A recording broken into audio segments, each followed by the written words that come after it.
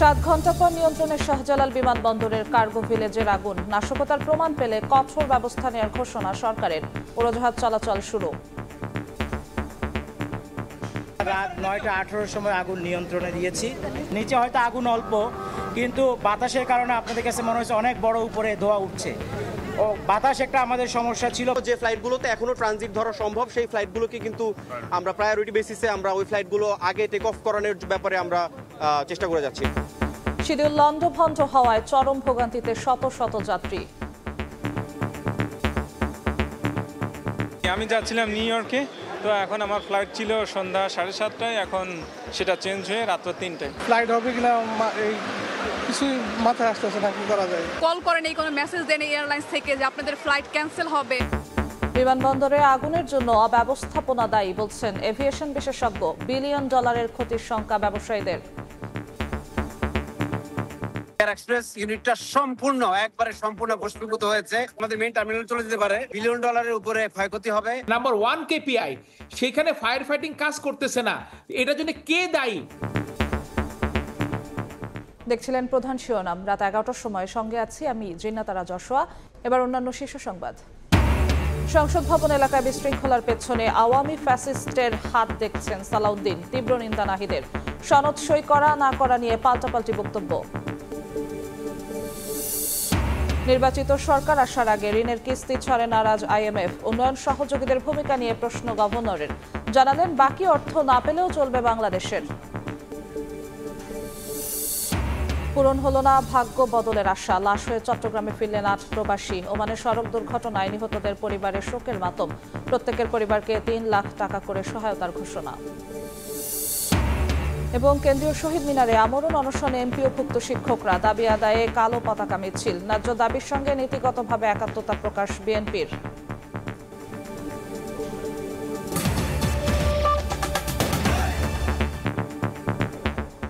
7 ঘন্টা পর নিয়ন্ত্রণে এসেছে শাহজালাল আন্তর্জাতিক বিমানবন্দরের কার্গো ভিলেজের আগুন। রাত 9:15টার দিকে আগুন নিয়ন্ত্রণে আনার কথা জানায় ফায়ার সার্ভিস।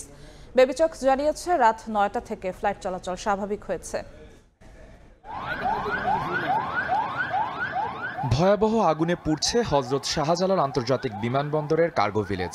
আগুনের লেলিহান শিখা আর ঘন কালো ধোঁয়ায় আচ্ছন্ন চারপাশ।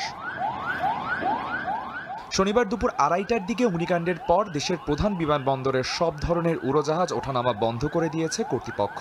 ঢাকায় নামতে না পেরে অন্য বিমানবন্দরে গেছে 1 ডজনের বেশি ফ্লাইট। আগুনটা লাগার পর আমরা মনে করেন যে আমরা এখান থেকে দেখে গেলাম, যাওয়ার পর দেখছি একটা নৌবাহিনী বিমান বাহিনীর একটা ফায়ার সার্ভিস আসছে। ওইখানে এসে ওরা কুরিয়ার সার্ভিস সামনে এখানে একটা গেট আছে, ওইখানে ওরা অনেকক্ষণ ধরে 5 কোন দিক দিয়ে নিবে এরা কোনো পাচ্ছে না। ততক্ষণ থেকে আগুন কিন্তু ওইখানে কুরিয়ার গেট থেকে অলরেডি বিমানের গোডাউনে চলে আসছে। এর কারণে যে চেকিংটা করা ছিল এটা এখন আপাতত বন্ধ রাখছে। এই কারণে এখন পর্যন্ত কোনো সময় নির্ধারণ করে দেওয়া হয়নি। 8 নম্বর গেট সংলগ্ন আমদানি পণ্য রাখার স্থান কার্গো ভিলেজে আগুন লাগার পরপরই নেভাতে ছুটে যায় ফায়ার সার্ভিসের একের পর এক ইউনিট। যুক্ত হয় সেনা, বিমান ও নৌবাহিনীর ইউনিটও। আহত 25 আনসার সদস্যকে CMH ও কুর্মিটোলা জেনারেল হাসপাতালে পাঠানো হয়েছে।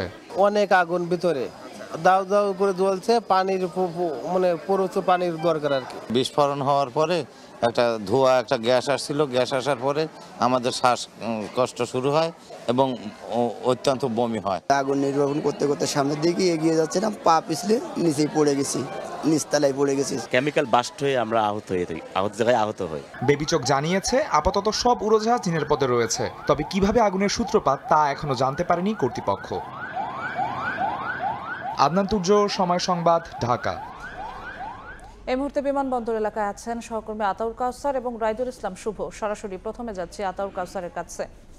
কাউসার, রাত 9:18 আগুন নিয়ন্ত্রণে এসেছে এমনটি আমাদের জানিয়েছেন ফায়ার সার্ভিস। অর্থাৎ বেলা 2টা থেকে শুরু করে রাত 9:18 পর্যন্ত 7 ঘন্টারও বেশি সময় ধরে জ্বলেছে। ফায়ার সার্ভিস জানিয়েছে যে এই আগুন জ্বলেছে হযরত শাহজালাল আন্তর্জাতিক বিমানবন্দরের কুরিয়ার সেকশন এবং কার্গো সেকশনে। তারা আমাদের জানিয়েছেন যে আগুন নিয়ন্ত্রণে এসেছে, আগুন নির্বাপনে আরও কিছু সময় লাগবে। এখনও পর্যন্ত আমরা দেখতে পাচ্ছি যে এখানে যে কুরিয়ার সেকশনটি রয়েছে সেই কুরিয়ার সেকশন থেকে প্রচণ্ড বেগে ধোঁয়া বের হচ্ছে।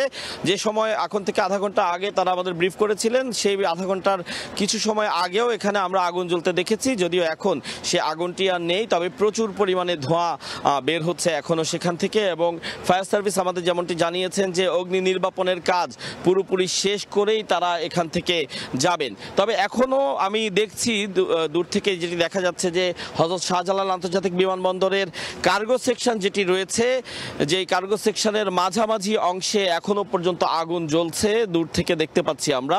এবং একই সাথে দেখা যাচ্ছে সেই আগুন নির্বাপনের জন্য ভবনের বাইরে থেকেই সে ভবনে পানি ছুটছে ফায়ার সার্ভিস এবং সেনাবাহিনী, ফায়ার সার্ভিস, র্যাব, অন্যান্য যে সকল সংস্থা রয়েছে সকলেই অত্যন্ত নিরলসভাবে চেষ্টা করছেন সকল পরিস্থিতি স্বাভাবিক রেখে যাতে যত দ্রুত সম্ভব আগুনটি নেভানো যায়। ফায়ার সার্ভিস কিছু সময় আগে ব্রিফ করেছে আমাদের, সে সময় তারা জানিয়েছিলেন যে খুব দ্রুতই তারা আশা করছেন যে বিমান চলাচল শুরু হবে এবং বাংলাদেশ হযরত শাহজালাল আন্তর্জাতিক বিমানবন্দরের যে সিকিউরিটি নিয়ন্ত্রণে আছেন বাংলাদেশ বিমান বাহিনী, সেই বিমান বাহিনীর কর্মকর্তারাও আমাদের জানিয়েছেন যে তারা আশা করছেন আধা ঘন্টা থেকে 1 ঘন্টার মধ্যে বিমান চলাচল শুরুর মাধ্যমে হযরত শাহজালাল আন্তর্জাতিক বিমানবন্দরে বিমান চলাচলের যে স্থগিতাদেশ ছিল তা আসলে শেষ হবে এবং বিমান চলাচল শুরু হবে।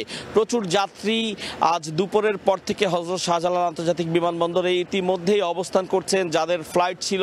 আমরা বেশ কিছু ফ্লাইট দেখেছি যে ফ্লাইটগুলো আসলে ক্যান্সেল হয়েছে বা ডিলে করা হয়েছে, ওই মুহূর্তের জন্য ক্যান্সেল হয়েছিল। তো যেটি একটু আগে বলছিলাম যে হযরত শাহজালাল আন্তর্জাতিক বিমানবন্দরে বিমান চলাচল শুরুর ব্যাপারে বিমানবন্দর কর্তৃপক্ষ, এয়ারফোর্স কর্তৃপক্ষ তারা আমাদেরকে জানিয়েছিলেন যে তারা আশা করছেন খুব শীঘ্রই বিমান চলাচল শুরু হবে। এই কিছু সময় আগে বিমান চলাচল শুরু হয়েছে। একটি শিডিউল বিপর্যয় তো ডেফিনেটলি ঘটেছে, কারণ হচ্ছে নির্দিষ্ট সময়ে যে বিমানগুলো ছেড়ে যাওয়ার কথা ছিল সেই বিমানগুলো ডিলে হয়েছে, অর্থাৎ 2টোর পর থেকে এই 7টা 9টা 18 পর্যন্ত এবং এখন বাজে প্রায় 11টা 10:30 পর্যন্ত প্রায় 8 ঘন্টা বিমান চলাচল বন্ধ ছিল। কাজে শিডিউল বিপর্যয়ের একটি বিষয় আছে, সেগুলো ধীরে ধীরে বিমান চলাচল রেগুলার করার মাধ্যমে সেই বিপর্যয়টি সামলে উঠবে। তো যে যাত্রীরা অবস্থান করছেন হযরত শাহজালাল আন্তর্জাতিক বিমানবন্দরে তাদের খোঁজ খবর রাখছেন আমার আরেক সহকর্মী রায়দুল শুভ, তার কাছে যেতে চাই সেই যাত্রীদের অবস্থা জানতে। স্যার, আপনি যেমনটা বলছিলেন যে বিমান চলাচল শুরুর কথা, আসলে বিমান চলাচল শুরু হওয়ার পর থেকে কিন্তু এই শাহজালাল আন্তর্জাতিক বিমানবন্দরে যে 2 নম্বর টার্মিনালটি রয়েছে সেই টার্মিনালে কিন্তু যাত্রী চাপের একটা মানে উপচে পড়া চাপ লক্ষ্য করা যাচ্ছে এবং গাড়িরও বেশ চাপ আমরা লক্ষ্য করতে পেরেছি। এবং আমরা যখন বিমান চলাচল বন্ধ হয়ে যায় তারপরে কিন্তু এই বিমানবন্দরের যে টার্মিনালগুলো রয়েছে সেই টার্মিনালগুলোতে প্রবেশ করতে দেওয়া হচ্ছিল না গাড়িগুলো, এবং যে কারণে অনেককে আমরা দেখেছি যে হেঁটে আসলে মানুষ এসেছেন এই বিমানবন্দরে। তবে এই যে দীর্ঘ সময়ের অপেক্ষা শিডিউল বিপর্যয়ের কারণে এটাতে কিন্তু বেশ ভোগান্তিতে পড়তে হয়েছে যাত্রীদের। আসলে অনেক বয়স্ক হচ্ছে যে মানুষ আসছেন, অনেক শিশুরা এসেছেন, আর এই পুরো টার্মিনাল জুড়ে আসলে তেমন কোনো বিশ্রামের বা বসার কোনো স্থান না থাকার কারণে আসলে তারা এই ক্ষোভ প্রকাশ করছিলেন এবং সে ভোগান্তির ছাপ সকলের চোখে মুখে কিন্তু ফুটে আসছিল। এই 9:30 থেকে যখন রানওয়ে চলাচল সচল অবস্থা আবারও ফিরে আসে, যে দুবাই থেকে যেই ঢাকাগামী বিমানটি ছিল সেই বিমানটি যখন প্রথম অবতরণ করে তার থেকে কিন্তু আমরা দেখেছি যে পুরো টার্মিনালে এই যাত্রী চাপ এবং তার পাশাপাশি এই পরিবহন যেগুলো গাড়ি আছে সেই গাড়ির চাপ কিন্তু ব্যাপক আকারে বেড়ে যায়। এবং যে শিডিউলগুলো বিপর্যয়ী হয়েছিল বিশেষ করে সন্ধ্যা 7টা 6টা সেগুলো অনেকাংশে রাত 3টা, আবার অনেককে আবার আমরা সাথে কথা বলেছি কারো ফ্লাইট কিন্তু আগামীকাল দুপুর পর্যন্ত নিয়ে নেওয়া হয়েছে। সকাল 10টায় এসেছেন, বিকেল 3টায় ফ্লাইট ছিল, কেউ বরগুনা থেকে, কেউ উত্তরাঞ্চল থেকে, দক্ষিণাঞ্চল থেকে, কিন্তু ঢাকায় নিজস্ব জায়গায় স্থান না থাকার কারণে দীর্ঘ সময় ধরে অপেক্ষা, সেই অপেক্ষার প্রহর যেন মানে কোনোভাবেই শেষ হতে চায় না। তার উপর যখন শোনা গেল যে এই বিমান চলাচলটি আজকে রাতের জন্য বাতিল করা হয়েছে কালকে দুপুর পর্যন্ত, তখন পড়ে গেছেন তারা একেবারে অনিশ্চয়তার মধ্যে। অনেক বড় একটা সমস্যা, কেননা ঢাকাতে বর্তমান প্রেক্ষাপটে সেই অবস্থায় তাদের থাকার কোনো স্থান না থাকায় সবাই এখন কোথায় যাবেন কি করবেন এই নিয়ে কিন্তু সন্দিগ্ধের মধ্যে দিয়ে পার করেছেন দীর্ঘ সময়। এই বিমানবন্দর টার্মিনাল দুইটি কিন্তু আসলে একটা আবেগের জায়গা, একটি কষ্টের জায়গা সবাই আসলে বিবেচিত করে থাকে। আজ সেই কষ্টের মাত্রার সাথে যুক্ত হয়েছে সেই ভোগান্তি, সেই ভোগান্তিটাই আসলে আজ কাঁদিয়ে তুলছে বা সবার চোখে মুখে সেই ভোগান্তিটাই আসলে বারবার ফুটে উঠতে আমরা দেখতে পেয়েছি এই যাত্রীদের। এবং যে যাত্রীরা কিন্তু বলছেন যে এই বিমানবন্দরের অব্যবস্থাপনা, বিমানবন্দরের নিরাপত্তার যেই চাদর ছিল সেই চাদরটুকু কতটুকু নিশ্চিত বা যে সেফটি ছিল অগ্নি নিরাপত্তা ব্যবস্থা সেই নিরাপত্তাটা কতটুকু নিশ্চিত করতে পেরেছে সেটি নিয়ে কিন্তু প্রশ্ন জন্মেছে। এটা কি আসলে নাশিকতা ছিল নাকি আসলে এটা একটা নিখুঁত দুর্ঘটনা, সেটা নিয়েও কিন্তু একটা প্রশ্ন উঠেছে সামাজিক যোগাযোগ মাধ্যমগুলোতে। তো এক কথা যদি সবশেষ বলতে চাই, এই টার্মিনালগুলো বিমান চলাচলের যে রানওয়ের মোটামুটি এখন সচল অবস্থায় রয়েছে, বিমান ল্যান্ড করেছে একটি এবং যাত্রীরা কিন্তু এখন আস্তে আস্তে ভেতরে প্রবেশ করছে। তবে দু একটি শিডিউল বিপর্যয়ের কারণে কিন্তু অনেক ফ্লাইটগুলো 3টা 4টা ভোর 6টা অনেকাংশে 10টা আগামীকাল দুপুর পর্যন্ত নিয়ে যাওয়া হয়েছে। তবে এই শিডিউল কিন্তু খুব তাড়াতাড়ি সমাধান হবে না, এটা সময় লাগবে বলছে কর্তৃপক্ষ। তো এই ছিল আমার কাছে সবশেষ। হযরত শাহজালাল আন্তর্জাতিক বিমানবন্দর এলাকা থেকে যুক্ত হয়েছিলেন আমাদের সহকর্মী আতাউল কাউসার এবং রাইদুল ইসলাম শুভ। এদিকে ফায়ার সার্ভিসের মহাপরিচালক ব্রিগেডিয়ার জেনারেল মোহাম্মদ জাহেদ কামাল বলেন, দুর্ঘটনাস্থলে কেমিক্যাল জাতীয় কোনো পদার্থ ছিল কিনা তা তদন্ত সাপেক্ষে জানা যাবে। রাতে বিমানবন্দরের সংবাদ সম্মেলনে তিনি জানান, আগুন সম্পূর্ণ নিয়ন্ত্রণে রয়েছে, এখন নির্বাপনের কাজ চলছে। আগুন নিয়ন্ত্রণে আনতে দীর্ঘ সময় লাগার কারণ প্রসঙ্গে ফায়ার সার্ভিসের মহাপরিচালক জানান, দুর্ঘটনাস্থলে বাতাসের বেগ বেশি থাকায় আগুন নেভাতে বেগ পেতে হয়েছে। সবচেয়ে বড় প্রবলেম ছিল হচ্ছে বাতাস। আপনারা দেখেছেন যেহেতু এটা খোলা জায়গা, প্রচুর বাতাস ছিল, ফলে অক্সিজেনের একটা প্রাপ্তি সবসময় ছিল যেটা আগুনকে জ্বালাতে সহযোগিতা করে, যে কারণে আপনারা অনেক উপরে পর্যন্ত ধোঁয়া দেখতে পেয়েছেন। নিচে হয়তো আগুন অল্প, কিন্তু বাতাসের কারণে আপনাদের কাছে মনে হচ্ছে অনেক বড় উপরে ধোঁয়া উঠছে। ও বাতাস একটা আমাদের সমস্যা ছিল, বাতাসের উইন্ড ডিরেকশন। আর 2 নাম্বার হচ্ছে ভিতরে যে কার্গোর যে ভিতরে জায়গাগুলি এগুলি খোপ করা, ফলে এবং এই খোপের মধ্যে আবার দেয়াল দিয়ে করা, ফলে প্রত্যেকটা খোপ পরিষ্কার মানে ক্লিয়ার করে আমাদের আগুন নিভাতে হয়েছে। ভয়াবহ আগুনের পর লন্ডভন্ড শাহজালাল আন্তর্জাতিক বিমানবন্দরের ফ্লাইট শিডিউল, এতে চরম ভোগান্তিতে শত শত যাত্রী। ট্রানজিটের সময় মতো পরবর্তী ফ্লাইট না ধরতে পারায় বিপাকে পড়েছেন অনেকে। হযরত শাহজালাল আন্তর্জাতিক বিমানবন্দরে লাগা আগুন শুধু কয়েকটি গুদাম নয়, এ যেন পুড়িয়ে দিল শত শত মানুষের তিলে তিলে গড়া স্বপ্ন, পুঁজি আর ভবিষ্যতের অনিশ্চয়তা। আগুনের ভয়াবহতা কিছুটা নিয়ন্ত্রণে এলেও তার আঁচ লেগেছে হাজারো বিদেশগামী যাত্রীর বুকে। 10 থেকে 12 ঘন্টার অপেক্ষার অসহনীয় যন্ত্রণায় বিধ্বস্ত সবাই। টার্মিনাল জুড়ে অপেক্ষার যেন এক বিশাল দীর্ঘশ্বাস। অগ্নিকাণ্ডের সবচেয়ে বড় মূল্য দিতে হলো আন্তর্জাতিক ফ্লাইটের যাত্রীদের। নিরাপত্তার কারণে বিমানবন্দর কর্তৃপক্ষ দ্রুত বিমান ওঠানামা বন্ধ করে দেওয়ায় শুরু হয় ভয়াবহ শিডিউল বিপর্যয়। দীর্ঘ 10 থেকে 12 ঘন্টা অনিশ্চিত অপেক্ষায় যাত্রার আগেই শারীরিক ও মানসিকভাবে ভেঙে পড়েছেন হাজার হাজার যাত্রী। দূর দূরান্তে থেকে আসা যাত্রীদের অনেকেই ফ্লাইট বাতিলের খবর পেয়ে দিশেহারা। ফ্লাইট হবে কিনা কিছুই মাথায় আসতেছে না, কি করা যায়। আমাদের ব্যাগটা সেই মেন রোডে থেকে কান্দে করে নিয়ে আসছে। এখন আমি জানি না আমি দুবাইতে অন টাইম পৌঁছতে পারবো কিনা। ফ্যামিলি নিয়ে আসছি, বাচ্চা নিয়ে আসছি, তো এখানে থাকার কোনো জায়গা পাইতেছি না। আমি আনসার বিডিবি ভাইদের সাথে কথা বললাম, ওনারা কোনো কথা বলতেছে না, পাত্তা দিতেছে না। দীর্ঘ অপেক্ষার পরও যখন কোনো নিশ্চিত খবর মেলেনি, তখন বিমানবন্দর কর্তৃপক্ষের অব্যবস্থাপনার বিরুদ্ধে ক্ষোভ প্রকাশ করেন অনেকেই। অনেকের অভিযোগ, ফ্লাইটের সঠিক তথ্য না পেয়ে ঘন্টার পর ঘন্টা টার্মিনালেই বসে থাকতে হয়েছে। আমি আসলে জানি না কেন পিছিয়ে। উত্তরবঙ্গ থেকে এসে এখন তো ধরেন বাসায় যাওয়া সম্ভব না, কারণ হোটেলে থাকতে হবে, হোটেলেও খোঁজাখুঁজি ঝামেলা। কল করেন, এই কোনো মেসেজ দেন এয়ারলাইন্স থেকে যে আপনাদের ফ্লাইট ক্যান্সেল হবে। তো আমি এখানে এসে হ্যারাসমেন্টের শিকার হয়েছি, এন্ড ভিতরের অবস্থা খুবই বাজে। রাত 12টার ফ্লাইটটা এটা রাত 3টায় যাবে। অবশেষে 5 ঘন্টা বন্ধ থাকার পর রাত 9:30টায় দুবাই থেকে ঢাকাগামী একটি বিমান রানওয়েতে অবতরণ করে। ধীরে ধীরে শুরু হয় ফ্লাইট পরিচালনার কাজ। বহির্গমন পথ টার্মিনাল 2-এ ফিরে আসে গাড়ি ও যাত্রীর চাপ। এর আগে বিকেল 4টায় 8 নম্বর গেটের আশেপাশে থাকা বিমান নিরাপদ স্থানে সরিয়ে নেওয়া হয়। অনেক বিমানকে বিকল্প পথে চট্টগ্রাম, সিলেট, কলকাতা ও করাচিতে অবতরণ করতে হয়েছে। বেবিচকের তথ্য মতে প্রায় 13টি বিমান ডাইভার্ট করতে হয়েছে। গড়ে প্রতিদিন 10,000 যাত্রী এই বিমানবন্দর দিয়ে আকাশপথে চলাচল করে। শিডিউল এখনো পুরোপুরি স্বাভাবিক না হওয়ায় দূর হচ্ছে না মানুষের মনের অনিশ্চয়তা। রাইদুল ইসলাম শুভ, সময় সংবাদ, ঢাকা। গত কয়েকদিনে দেশের বিভিন্ন স্থানে 3টি বড় ধরনের অগ্নিকাণ্ডের ঘটনায় নাশকতা বা অগ্নিসংযোগের কোনো বিশ্বাসযোগ্য প্রমাণ পাওয়া গেলে তাৎক্ষণিক ও দৃঢ় পদক্ষেপ নেওয়া হবে বলে জানিয়েছে অন্তর্বর্তী সরকার। শনিবার রাতে প্রধান উপদেষ্টার ভেরিফাইড ফেসবুক পেজে পোস্ট করা এক বিবৃতিতে একথা জানানো হয়। এতে বলা হয়, নিরাপত্তা সংস্থাগুলো প্রতিটি ঘটনা গভীরভাবে তদন্ত করছে এবং মানুষের জীবন ও সম্পদ সুরক্ষায় সর্বোচ্চ সতর্কতা অবলম্বন করছে। কোনো অপরাধমূলক কর্মকাণ্ড বা উস্কানির মাধ্যমে জনজীবন ও রাজনৈতিক প্রক্রিয়াকে বিঘ্নিত করার সুযোগ দেয়া হবে না। সংসদ ভবন এলাকায় বিশৃঙ্খলার পেছনে আওয়ামী ফ্যাসিস্টের হাত দেখছেন বিএনপির স্থায়ী কমিটির সদস্য সালাউদ্দিন আহমদ। এনসিপি সহ কয়েকটি দল জুলাই সনদে সই না করলেও এর প্রভাব নির্বাচনে পড়বে না বলেও জানান তিনি। এখনও সুযোগ থাকায় সব দলকে সনদে সই করার আহ্বান তার। শুক্রবার জুলাই সনদে সই করেছে বিএনপি, জামায়াত সহ বেশিরভাগ রাজনৈতিক দল। তবে আইনি ভিত্তি প্রশ্নে এনসিপি এবং সংবিধানের মূলনীতি নিয়ে কয়েকটি বাম দল অংশ নেয়নি সনদ স্বাক্ষর অনুষ্ঠানে। অনুষ্ঠান ঘিরে হয়েছে প্রতিবাদ, বিক্ষোভ। শনিবার সকালে শহীদ জিয়ার মাজারে শ্রদ্ধা নিবেদন শেষে বিএনপির স্থায়ী কমিটির সদস্য সালাউদ্দিন আহমদ বলেন, এনসিপি সহ কয়েকটি রাজনৈতিক দল জুলাই সনদে সই না করলেও নির্বাচনে কোনো প্রভাব পড়বে না। এনসিপি এবং 3টি কি 4টি বাম রাজনৈতিক দল স্বাক্ষর অনুষ্ঠানে যেতে পারে না।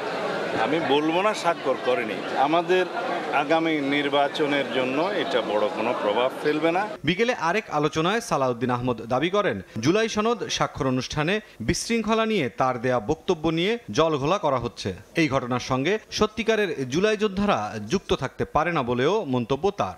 আমার একটা বক্তব্যকে অপব্যাখ্যা করে তারপরে বলা হলো আমি নাকি জুলাই যোদ্ধাদেরকে আওয়ামী লীগের দোষর হিসাবে অভিহিত করেছি। বুঝলাম না জুলাই যোদ্ধারা কেন নিজেরা সেই বিশৃঙ্খলার দায় দায়িত্ব নিজের কাঁধে নিতে চাচ্ছে।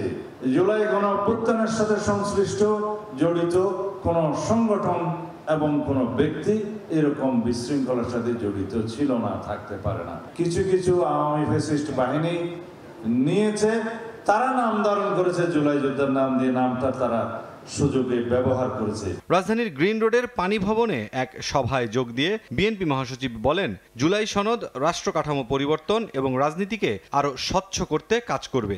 এনসিপি স্বাক্ষর না করা দুর্ভাগ্যজনক। বেশিরভাগ রাজনৈতিক দল আমরা একটা ঐতিহাসিক জুলাই সনদে স্বাক্ষর করেছি। গণতন্ত্রকে সত্যিকার অর্থে গণতন্ত্রের প্রাতিষ্ঠানিক যে প্রতিষ্ঠানগুলো আছে সেগুলোকে প্রাতিষ্ঠানিক ভাবে আরো বেশি উন্নত করা এবং গণতন্ত্রকে গণতন্ত্রের মতো চলতে যাওয়া, গণতান্ত্রিক কৃষ্টি অর্থাৎ ডেমোক্রেটিক কালচারটা গড়ে ওঠা, এই ব্যাপারগুলো কিন্তু এই সমাজের মধ্যে সব করেই আসলে সক্ষম। এখনো সুযোগ থাকায় বাকি দলগুলোকে সনদ সই করার আহ্বান বিএনপি নেতাদের। দুর্ভাগ্যজনক মনে করছি, তবে আমার ধারণা তারা তাদের দায়িত্বশীল ভূমিকা ভবিষ্যতে পালন করবেন, তারা বুঝবেন এবং তারা এসে স্বাক্ষর করবেন। মুরসালিন হক জুনায়েদ, সময় সংবাদ, ঢাকা। জুলাই সনদে জন আকাঙ্ক্ষার প্রতিফলন ঘটেনি বলে মন্তব্য করেছেন জাতীয় নাগরিক পার্টির আহ্বায়ক নাহিদ ইসলাম। দুপুরে রাজধানীর বাংলা মোটরে দলটির অস্থায়ী কার্যালয়ে সংবাদ সম্মেলনে তিনি বলেন, যেসব দল জুলাই সনদে স্বাক্ষর করেছে তারা গণ অভ্যুত্থান ও জনগণ থেকে ছিটকে গেছে। শুক্রবার রাজধানীর সংসদ ভবন প্রাঙ্গণে স্বাক্ষর হলো জুলাই জাতীয় সনদ। 25টি দল জুলাই সনদে সই করলেও স্বাক্ষর অনুষ্ঠানে অংশগ্রহণ করেনি জুলাই অভ্যুত্থানের নেতৃত্ব থেকে উঠে আসা রাজনৈতিক দল জাতীয় নাগরিক পার্টি এনসিপি। সনদে গণভোটের তারিখ, সনদ বাস্তবায়নের পদ্ধতি ও আইনি ভিত্তি না রাখার অভিযোগ তুলে অনুষ্ঠান বর্জন করে এনসিপি। শনিবার সকালে রাজধানীর বাংলা মোটর কেন্দ্রীয় কার্যালয়ে জরুরি সংবাদ সম্মেলন করে এনসিপি। দলের আহ্বায়ক নাহিদ ইসলাম বলেন, স্বাক্ষর অনুষ্ঠানে জন আকাঙ্ক্ষার প্রতিফলন ঘটেনি। জুলাই সনদের স্বাক্ষর কেবলই আনুষ্ঠানিকতা। যারা গতকালকের অনুষ্ঠানে গিয়েছিল, গতকালকে যে প্রক্রিয়ায় স্বাক্ষর নিয়েছে, গণ অভ্যুত্থান থেকে এবং জনগণ থেকে তারা ছিটকে গিয়েছে। বলেন, সাংবিধানিক আদেশ জারির ক্ষমতা রাষ্ট্রপতির থাকলেও তিনি গণ অভ্যুত্থানকে ধারণ করেন না। জুলাই গণ অভ্যুত্থান এবং সেটা একমাত্র জারি করতে পারবেন সরকার প্রধান হিসেবে ডক্টর মোহাম্মদ ইউনূস। ফলে তার আদেশ জারির মাধ্যমেই এই সনদ একটি আইনি ভিত্তি পাবে। এদিকে কোনো অবস্থাতেই জুলাই সনদকে আইনি ভিত্তিহীন রাজনৈতিক সমঝোতার দলিলে পর্যবেসিত করা যাবে না বলে জানান দলটির সদস্য সচিব আক্তার হোসেন। ঐক্যমত্য কমিশন যেন কোনো ধরনের রাজনৈতিক চাপে বা কোনো দলের প্রতি পক্ষপাতমূলক আচরণের কারণে জুলাই সনদের আইনি ভিত্তি প্রদানের জায়গা থেকে সরে না আসে, বরং যে রাজনৈতিক দলগুলো গতকাল সেখানে স্বাক্ষর করেছেন, আমরা বিশ্বাস করি অধিকাংশ রাজনৈতিক দলই আমরা আমাদের আকাঙ্ক্ষার জায়গা থেকে একই বিন্দুতে অবস্থান করছি। দাবি আদায়ে এনসিপি রাজপথে থাকবে বলেও জানান আক্তার হোসেন। বাংলাদেশ বিনির্মাণের শাবাব ওয়াসি, সময় সংবাদ, ঢাকা। 10 দিন পর দেশে পৌঁছেছে ওমানের সড়ক দুর্ঘটনায় নিহত চট্টগ্রামের 8 জনের মরদেহ। রাতে চট্টগ্রাম শাহ আমানত আন্তর্জাতিক বিমানবন্দরে বিমান বাংলাদেশ এয়ারলাইন্সের একটি ফ্লাইটে দেশে পৌঁছায় মরদেহগুলো। স্বজনদের কান্নায় ভারী হয়ে ওঠে পরিবেশ। প্রবাসী কল্যাণ মন্ত্রণালয়ের পক্ষ থেকে নিহতদের পরিবারকে আর্থিক সহায়তা দেওয়ার কথা জানানো হয়। গত 8 অক্টোবর বিকেলে ওমানের দুকুমে মর্মান্তিক সড়ক দুর্ঘটনায় নিহত হন 8 বাংলাদেশি।